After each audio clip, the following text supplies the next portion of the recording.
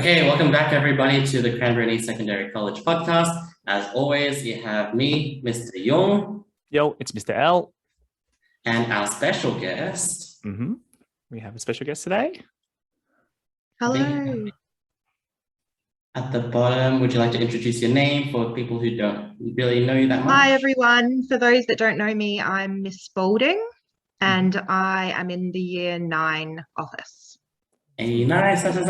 So for people who don't really know you that well or haven't been taught by you before, what subjects do you typically teach? I teach at our school, I teach English, but I've also taught humanities as well. Nice.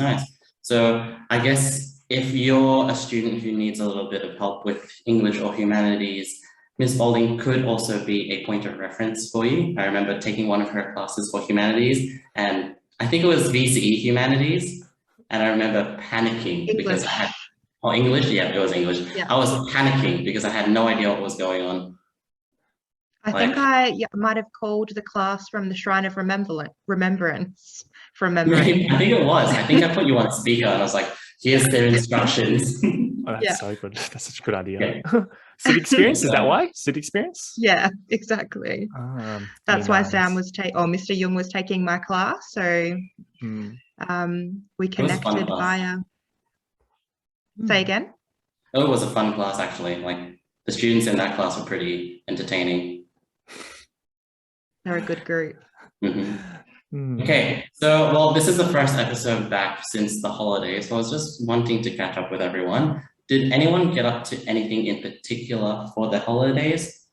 For me, I guess there's nothing too new. So I've been mainly going over to my new place. So I'm currently renting at the moment. So I'm going in between two places at the moment. I've been like painting quite a bit. I've been doing a lot of gardening. So for me, gardening wasn't something I've ever used to do, but then I started watching a lot of YouTube videos about gardening, mainly in particular because the new place that I live at has got bamboo. And I don't know if you guys know about bamboo, but it spreads like crazy. So I had to watch a whole bunch of YouTube videos like, all right, how do I manage it? I want to keep it, but I don't want it to overgrow. So I have been like digging, destroying as much roots and then building a barrier. So that's my whole holiday. There's actually two types of bamboo. You can get clumping and non-clumping. Yeah. So for my one, I didn't get a choice because it was already there. So I would have loved the clumping one.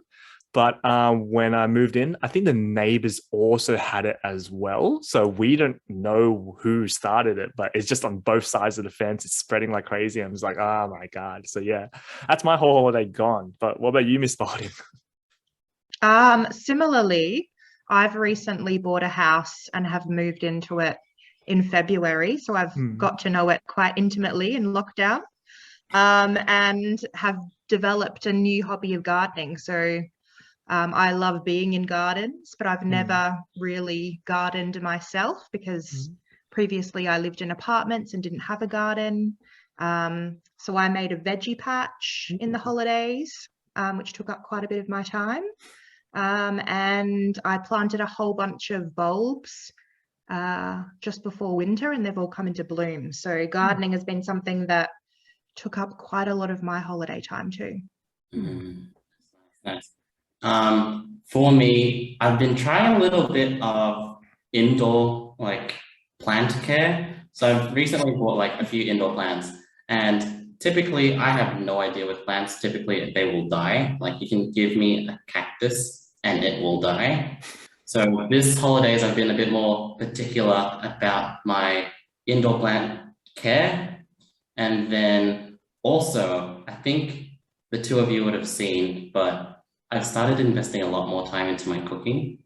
So definitely, like I've just full on started experimenting with cooking. Some of my students will already have seen pictures because that's what I do. Like the start of my lessons, I'm always like, look at this, I made this. And then my students will typically be quite hungry. So sorry, but that will not stop even though the holidays has ended. And yeah, that was my holidays for now. But speaking of holidays, over the holidays, we had like a roadmap that was sent out, or like not sent out, but was given to us in general that has kind of suggested the return to school. So with that theme of school, I kind of got a little bit nostalgic about my own high school memories.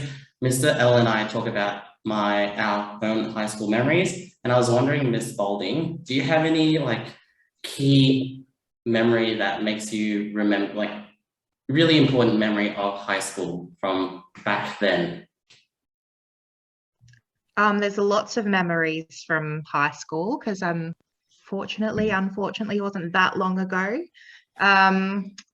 I went to an all-girls Catholic school in Adelaide, so very far away from where I am now, and I loved high school. So there was moments during high school, I think, that were difficult, particularly with friendship groups around year 8 and year 9, but they kind of figure themselves out. I think that's kind of the nature of high school friendships, and everything works out well in the end.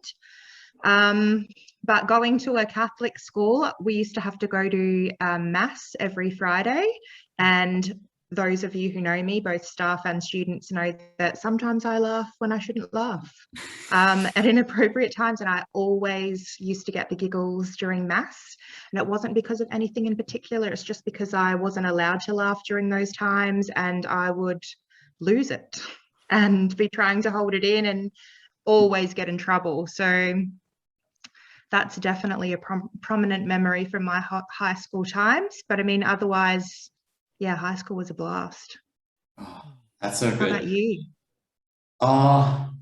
For me, kind of to tie in with the whole like kind of laughing when it's inappropriate. We once had one assembly, and what usually happens for our assembly is we have like an orchestra or a band that will play some song whilst the principal team walks in. And one of the years, we decided that we'd get a bit trolly, I guess. So like we'd kind of like meme the principal team. And so at one point we played the Imperial March from Star Wars as they walked in.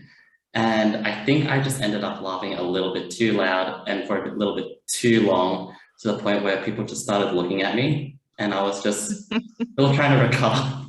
And that was kind of embarrassing. So that was probably one of my highlights of an assembly. But the other highlight would be one time during Valentine's Day. What we did was you pay for flowers, and then you have flowers given to your friends or your crush at the time, or if you're dating someone, you can buy flowers for that. And the colors would kind of indicate which one it was. And we all decided to get love flowers for this one friend. So you can kind of imagine this one friend getting 20 flowers, and then everyone's just like clapping and waiting, like seeing that friend like going up on stage 20 times just to collect individual flowers as it goes. So yeah, that was my stage. So that's in front of the school. Wow. Yeah. Well, because for me, it's we had the same thing, but it was in home groups. So at least it wasn't as bad. So I guess it also depends on school size, but I'm pretty sure your school size was pretty big though, wasn't it, Mr. Yong? Yeah, it was huge. Yeah, so that means it would take an age to get through everyone's roses, wouldn't it? Oh, wow, that's a long assembly. Imagine viewers if you had that. Yeah. It was like assembly and then like lunchtime as well. So like we'd move from assembly and then have it at like this courtyard at lunch as well. Okay. Now we had the same thing. I don't know if you had the similar thing, even though I've heard even at single sex schools, they still sometimes do it as well. But yeah, I mean, for my school, mine was a co-ed school. So we did it in home groups, and we did have a friend that always would get all the roses, and they're all genuine ones. He just, for some reason, just different year levels, different girls, always just giving roses to him. Like, yep, there he is again. Yep, there he is again, and again, and again. So that was just him, because he even though he's Chinese Malaysian, but he looks very Korean. So that's why he was very popular, as you can imagine, with the ladies. But yeah, that's, I guess, my high school memory of that Valentine's Day era. Yeah.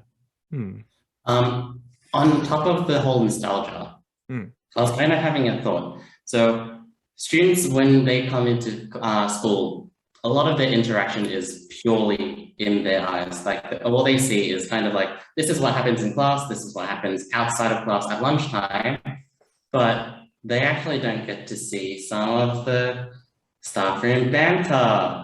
So I was thinking that maybe we could kind of reminisce on some of our most favorite staff room banters, maybe across the years or focusing on this year as well.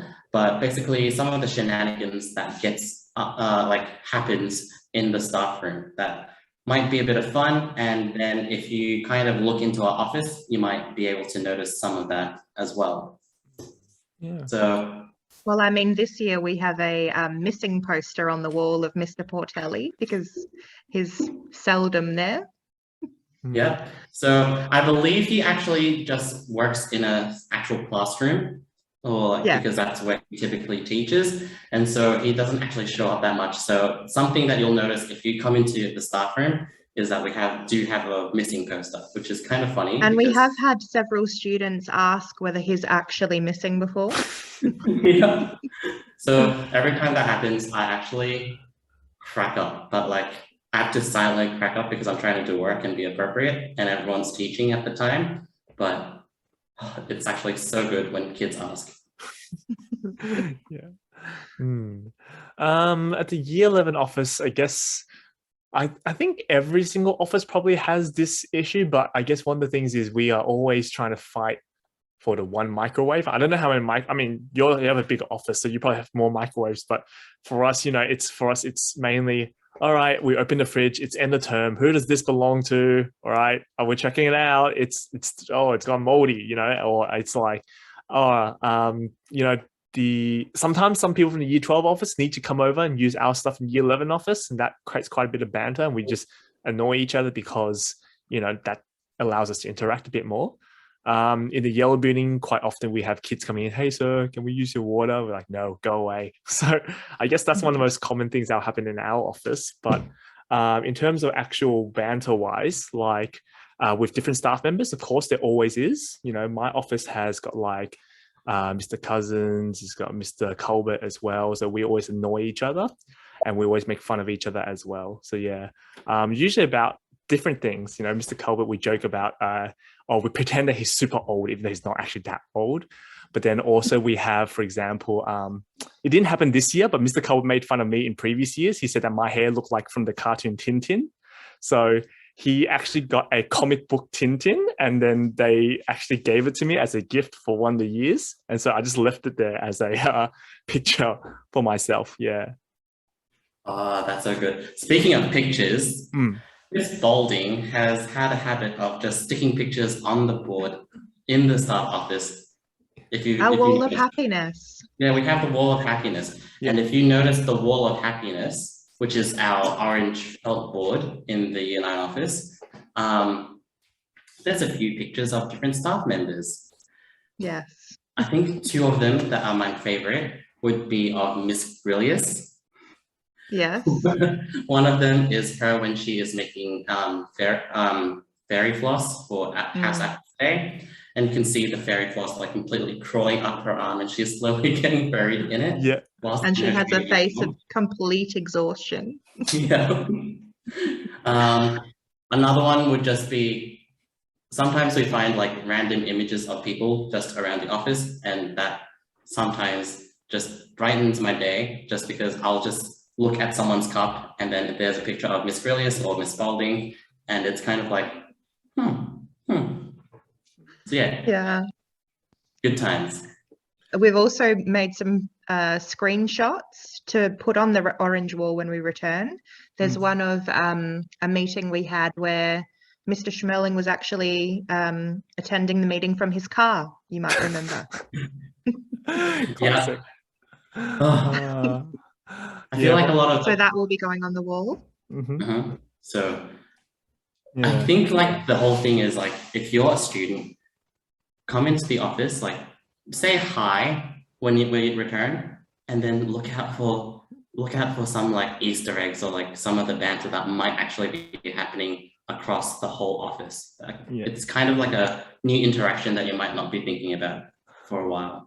I think one tradition that I was in the office probably 2 or 3 years ago now. It was the Year 9 office back then. It started off in our office, but because every single year, because you change staff rooms, I think different teachers just have like taken it to the different offices. So you might see this around the school. And I love seeing the confused looks of the kids' faces when this happens. So sometimes a teacher will rush off to a classroom, and because they're in such a rush, they'll forget something, right? Whether it's a cable or they forgot their exercise books. Now, what we used to do in that office, and then it started becoming more and more common, was that when the kids would knock on the doors, hey, sir, Mr. Young needs his HDMI cables, for example. We would give the student the HDMI cables, but we'd be like, wait, don't go yet. And then we just grab whatever random objects we could find in the room, whether it's like the CPR dummies, for example, or like rubber duckies from like market day. And we just chuck in all this stuff and we give it to the student. Well, you can see the confused look on their faces. They're like, what's this? We're like, don't ask, just take it. They'll understand. They'll understand. So they needed to. Yeah. So I think I remember doing that a little bit last year in the Year 9 office. So I don't know if it's happening as often this year in the Year 9 office. Mr. Young, have you seen it? Anything like that? We've kind of changed it Oh, a little. It's So evolved. It's evolved to a new level. Okay, I'm listening. Instead, like, I think you've heard of this. A few of the Year 9s have also heard of this before, but we had a new system where it was kind of like the strike system. And it was kind of how we could kind of just tally how many times people were kind of being a bit silly or just being a bit funny. And yeah, it's one of those systems that we could use it to kind of just like have a laugh about what we've done throughout the day, kind of like sometimes going to grab coffee and then coming back with something extra that is a bit out there. So yeah, stuff like that. Pretty fun Like stuff. household appliances. Oh, Yes, like household appliances. okay. So that's been added to the strike system. I see. Yeah. I guess for us in Year 11, we don't have a strike system, but we do use our whiteboard for something else. For us, what happens is we put on the tally board every single time a teacher guesses correctly what will happen or what will get mentioned in a staff briefing. So for students, you would have seen on Tuesday mornings, first in the morning, you'll see every single teacher always heading towards the theatre. So that's when all of us staff, we get told about, hey, this is what's happening this week. And so I don't know if Mr. Young and Miss Spalding, if you remember from earlier this year, there's been a few times where some of the teachers in my office have done weird stuff during the staff briefing. So for example, whenever we announce something, usually you're seated. Do you remember how sometimes we have a particular teacher who stands up and shares the news instead? So Mr. Colbert does that, for example. And so sometimes we were like, oh, will Mr. Colbert actually be standing up today in the briefing? He's like, yes, he did. Yeah, perfect. 1 point for me. So we kind of accumulated points like that. And there's like, oh, will Mr. L talk about NAPLAN again because he's the NAPLAN guy. So, and then they put points on that. So that's kind of like what we did with our whiteboard instead, I guess, instead of a strike Sounds like system. briefing bingo. Yeah, pretty much. You're playing bingo. Yeah, until we did it for the first 2 terms, but then it stopped being fun when people started taking it too far, where they just literally would guess 50 million things. It's like, well, obviously you can get one of those things right. And it became really, to the point it was like, oh, Miss Spalding is going to breathe. It's like, come on, guys. Like, obviously, like it became too so we couldn't end up making some new rules around it. We wanted to. And then when we went to lockdown, of course, we had to, there's no point because it was all online briefings. So it wasn't as fun anymore. So that's from the Year 11 office. Yeah. I feel like next time the Year 9 office catches up, I want to run a little bit of a Year 9 bingo, just to kind of like team bingo, just to see how much I remember about everyone since we've been locked down for so long. That would be I think we did something like that at the beginning of the year. So it might be actually cool to like revamp that same activity. Good idea. Yeah.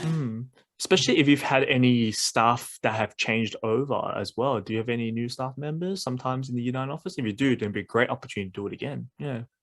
We do have quite a few. Yeah. I always think it'd be a fun game too to like have a random object from your house. Like everyone brings a photo of a random object from your house and you have to guess which object belongs to which person. Ooh, that Yeah. could be fun. Yeah, that's a good one. That's actually a better variation because I remember in my office it was, oh, let's put up baby photos of all the teachers and then we'll put them in front of the year 11 office and have the kids guess who they are. I'm like, come on, it's like it's either me or Mr. Young. It's like it's like come on. Where's the confusion? Yeah, exactly. And even then it's year 11 office, so come on, it has to be me, my one. Yeah, so okay, maybe a random object. That's a lot better. Didn't think about that. Cool. Yeah. So it now has come to the time as well for watch list recommendations as well. So with that in mind, Mr. Jung, I heard that you wanted to share a worldwide phenomenon one anyway. So why don't you just go first? Let's talk about it.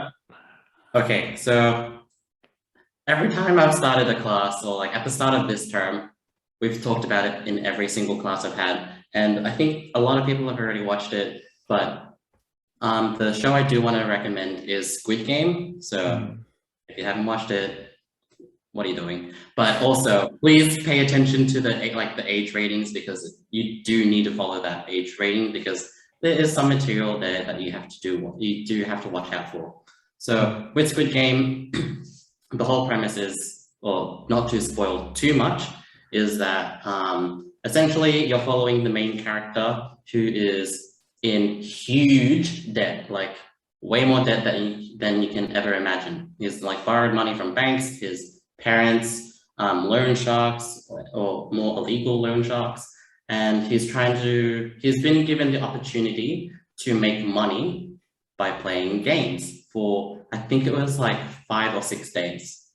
And so you kind of go through seeing what these games are, and then you end up seeing what the results of all those games are and who gets disqualified and who manages to succeed. So that's to not spoil too much.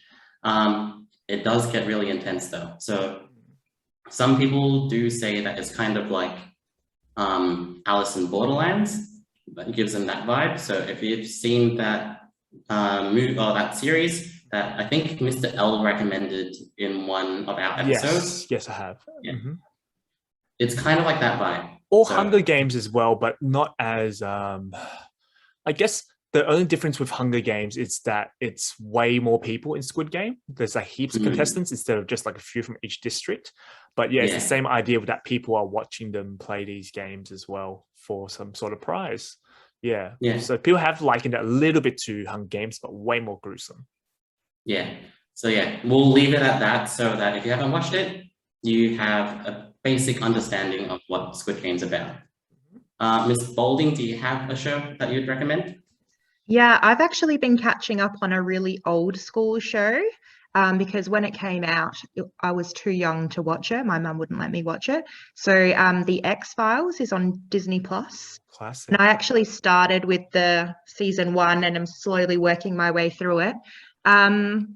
I would recommend it if you're into sci-fi and kind of gothic themed stories because a lot of the stories have some kind of disturbing elements to them, but because they're so dated now, the effects make them a little less, I guess, confronting than some of the stuff we watch nowadays. So it's quite cool and quirky, and a lot of the ends of the seasons kind of go into the main character Fox Mulder's backstory, and that's what kind of drives the story forward. So it's really interesting. Yeah, Mulder and Scully, classic duo. Yeah, classics. Mr. Young, you first before I recommend mine.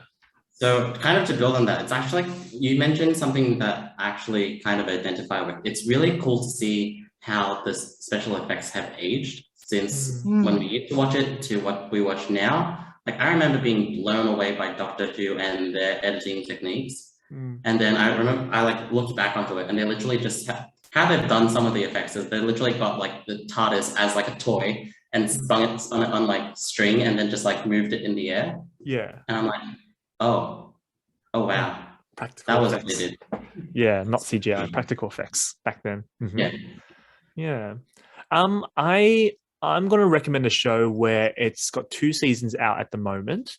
A third season is coming soon, and I'm trying to remember if I have or haven't recommended this before, but even if I have, it's like I said, the third season is coming out anyway. It's been that long ago. I'm pretty sure I haven't recommended it any time recently. Maybe if I did, probably term 4 last year or something like that. The show that I'm going to recommend is on Netflix, and it's called Umbrella Academy. So that show, it's based on a comic book series, which it has deviated from the comic books quite a bit. But it's kind of like an idea of an academy where there are, it's kind of like, imagine like X-Men, you know, there's like a few kids where they, as kids, they were used to kind of be like heroes to save the city and so on. But as they've grown up over time, and this is talking about them as adults, they have all grown up very differently. They've all experienced different types of traumas, or because they've grown up in the spotlight, it's caused them to act different ways. So it's not a spoiler. Like, you know, it talks about how there's 7 kids. One of them has already died by that time that they've grown up. One, for example, has disappeared and don't know, people don't know where they are. One has become like a cult leader. It's like everyone's been completely different. Yet, however, the world is going to go through a whole bunch of issues, and because of that, they have to come back together. And then you see them like disagreeing, and they all argue about how their father treated them and so on. And then it starts to unravel a bit more. So the first 2 seasons watched together are pretty good. I think this third season, they're going to go in a quite different direction. So it will be interesting to look at. So yeah, that's my recommendation, which is Umbrella Academy. All right, Mr. Young, you want to wrap us up for the day? Okay, so again, as usual, thank you so much for watching this podcast. We really hope you are safe and happy with this current situation right now. So try to make sure that you do take some time to yourself and relax. And we really hope to see you guys soon on the site with the coming restrictions being eased a little bit. So hopefully we do get to connect with each other more in the future. With this episode, thank you so much to Miss Spalding for being a special guest. If you do see her around the yard when you are here, and she is here as well, please do chat to her, and like kind of like if you have any topics to kind of talk about, I'm sure Miss Spalding will welcome any type of conversation just to kind of talk about and banter on with. So yeah, thank you, Miss Spalding. Absolutely. Thanks very much for having me, guys. It's been fun. Perfect. Thank you. All right. And with that, thank you, everybody. See you next time. Bye, everyone. Bye.